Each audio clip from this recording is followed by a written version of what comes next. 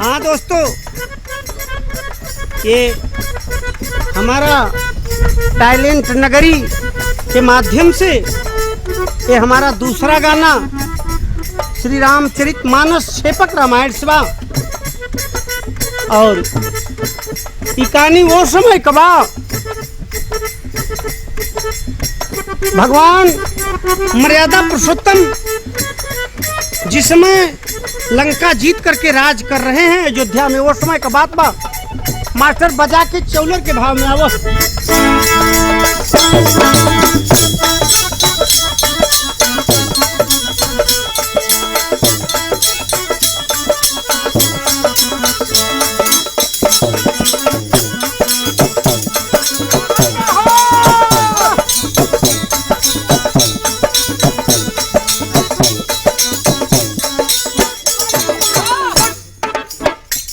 अरे रहलिए भैया रहलिनी उर्मिला लक्ष्मण का सुघर जनानावा हो पूजनावा। अरे भोले बाबा का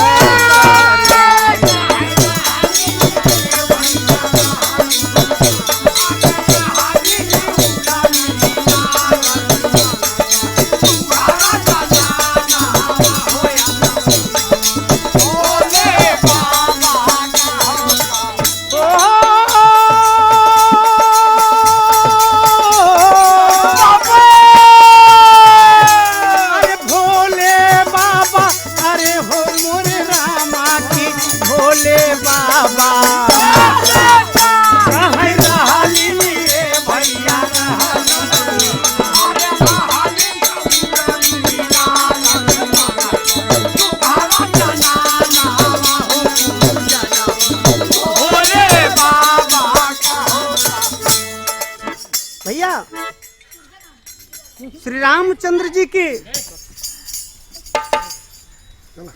भाई की औरत, लक्ष्मण की औरत भगवान भोलेनाथ की पूजा करती है। कैसे कहना वो बाबूजी? अरे रटन लगाई, अरे रटन लगाई शिव के ऊपर, अरे खुश हो दरस दी है निशिव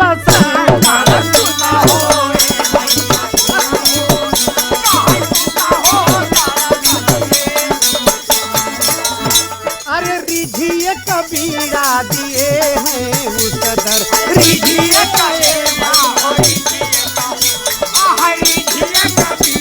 दिए हैं उसदर। अरे राज बता दी है लेनी है फूल राज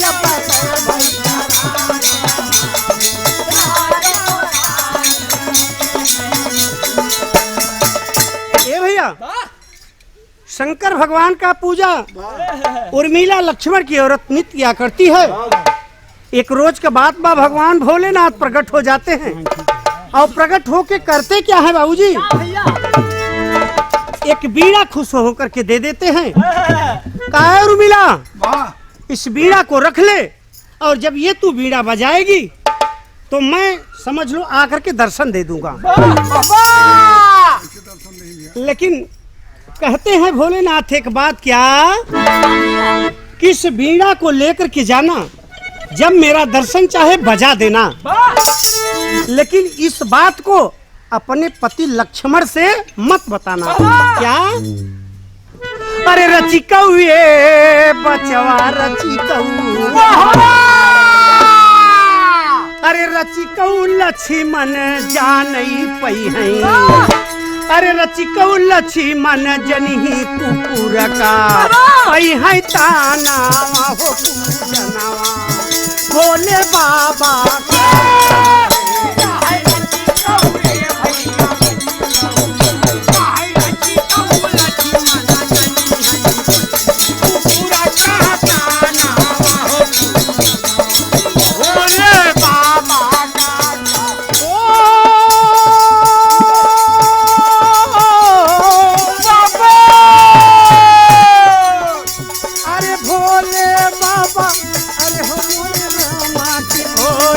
बाबा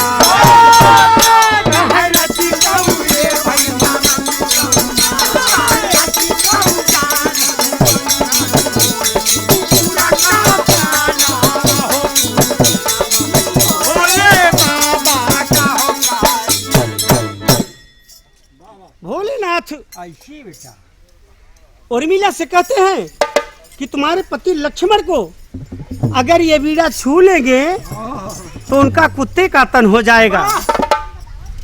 उर्मिला कहती है भगवान मैं उनको छूने तो नहीं दूंगी। लेकर के बीड़ा बाबूजी घर पे जाती है। भोलेनाथ राज बता देते हैं क्या?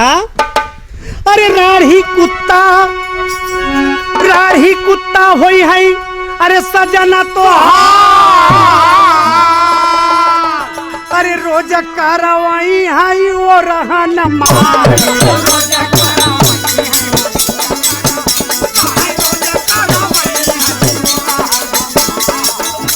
अरे रोई उर्मिला जार बेजार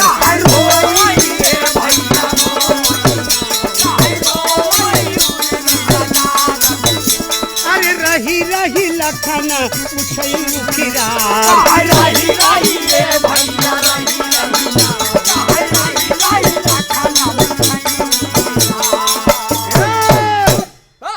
भैया बहुत सही। भोलेनाथ कहते हैं कि तोहार पति बहुत बड़ा रगड़वारी कुकुर हो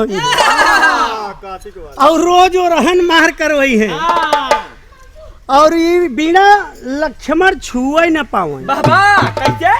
उर्मिला घर पे आती है। अब बाबूजी बीड़ा हरदम कोछे में ले रहे कुछ नहीं आए के बीड़ा चुराए रहे। लक्ष्मण पूछ रहे हैं करे का चुराए बाटू? लक्ष्मण कहते हैं कि तनी हमें बताओ ई का हो? कहले नहीं बीड़ा हो भगवान भोलेनाथ खुश होकर के दे लेना। अगर एकरा के तू छूब तो मामला गड़बड़ा जाई। लेकिन बाबूजी होता है क्या? अरे कहीं भोलेनाथ का वरदान है स्वामी। अरे कहना ये स्वामी कहना ना अरे रो रो कही उर्मिला कहना अरे मानसा जाना हो पूजना भोले बाबा का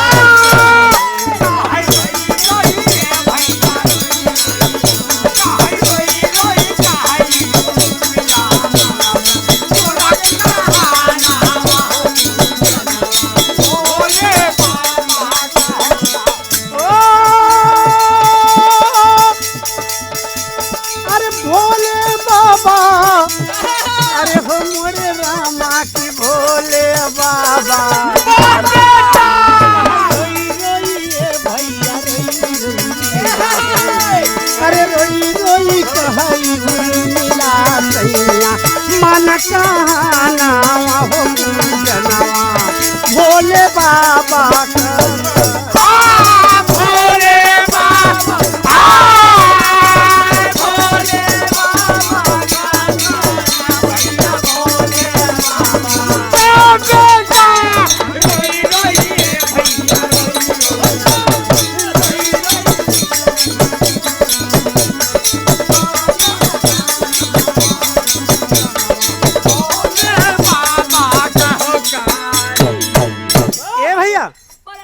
उर्मिला लक्ष्मण को समझा रही है। लक्ष्मण कहा हमें जंतु ना अरे भोलेनाथ का वरदान लेकर के बीड़ा आयल बाटू।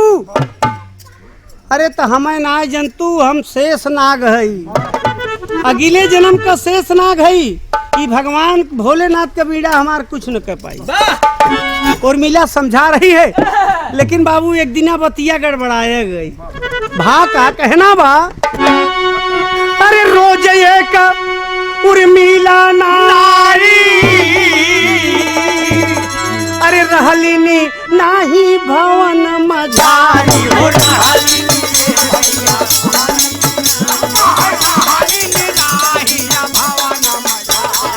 भैया। एक दिन उर्मिला घर में ना रहली बीड़ा खूटी पर टांगल बा कह रे वही बीड़ा लखन उतारी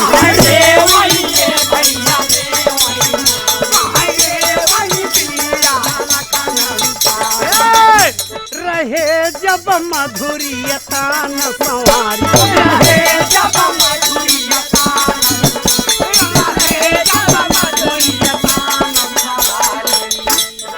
ए भैया भैया बीड़ा लखन उतार करके खूंटी से लागेंटे होई और जैसस ओकर राग बजत गई धीरे धीरे ओहर मशीन बदलत गई और बदल के भैलिन का बाबू भूखे लगलिन कुकुर लक्ष्मण बन जाते हैं। लेकिन बाबूजी हुआ क्या कहना बा, अरे रुमा झुमा ये भैया रुमा झुमा, अरे रुमा झुमा बीड़ा बजत कुकुर का होई गाता नावा हो पूजनवा भोले बाबा का।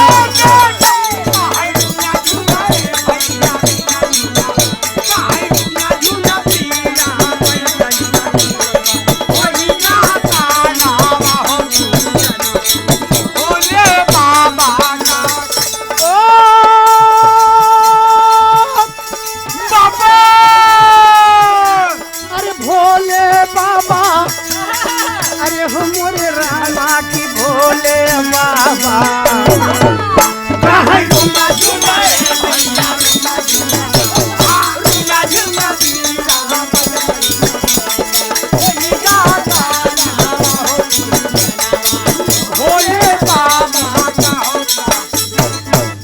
ए भैया रूम झुम बीड़ा बजत कुकुर का भैले तनवा।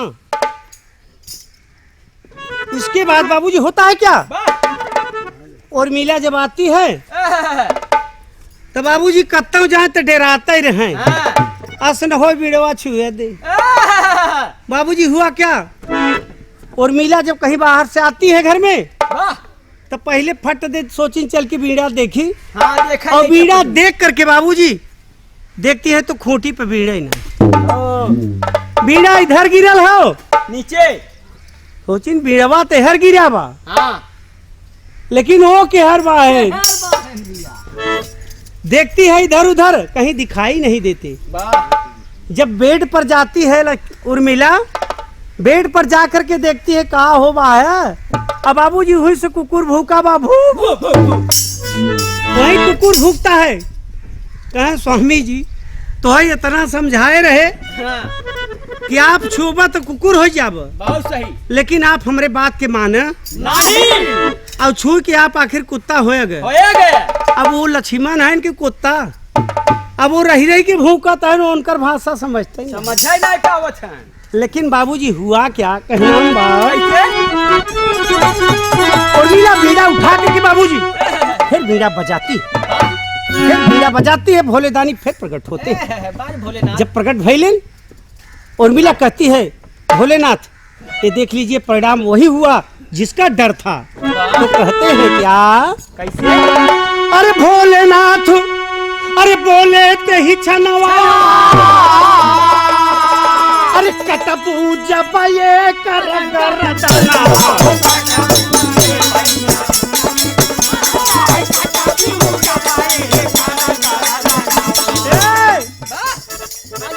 अरे सुनी के कुकुराली है सिमाया दानावा, सुनी के भैया सुनी के कुकुराली है सिमाया दानावा, अरे लेके कटार तब चलिए जनावा, लेके भैया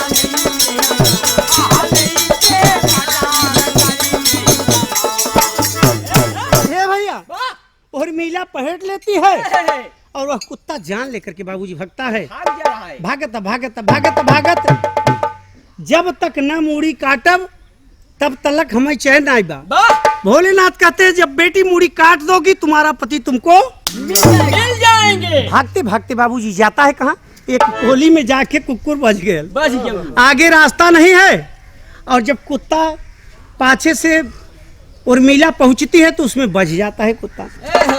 और जब बाबूजी बच गया तब जाए के हर अब हर उर्मिला बाबूजी करती है क्या, अरे कटले सिए भैया कटले सीना, अरे काटे सी तबा उर्मिला लक्ष्मण, अरे गरदाना भोले बाबा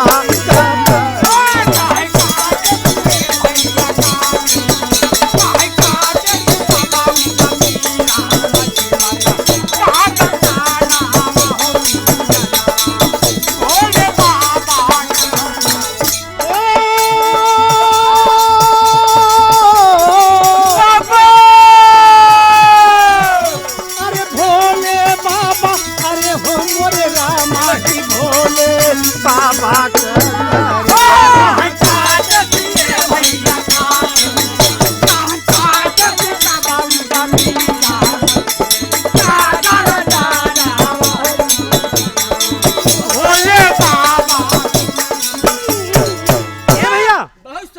उर्मिला खींच करके कटार उस कुत्ते का गला काट देती है और जब काटती है तो लक्ष्मण तुरंत प्रकट हो जाते हैं, धर करके रोने लगती है। स्वामी आपने बहुत बड़ी गलती किया, लेकिन गाना के अंतिम प्रमाण में बाबूजी कहना बा भयल का आज जहाँ उस समय कुत्ता का गर्दन काटा गया था वहाँ प्रमाण क्या हुआ कहना बा। अरे जहाँ लखन का अरे कटा गर्दनवा,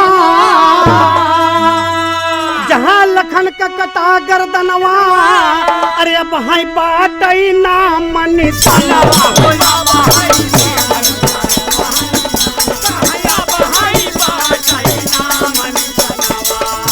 अरे लखनऊ परिगा सुनिल नमावा, लखनऊ भैया लखनऊ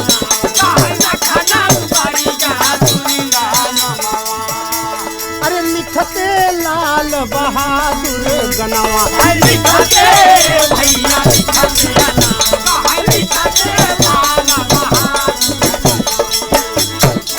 हे भैया गाना के अंतिम छाप के प्रमाण में कहना बा। अरे गावई ए भैया गावई ना, अरे गावई डिप्टी नंदलाल का, अरे अमर मिला नावा हो पूजनवा भोले बाबा का।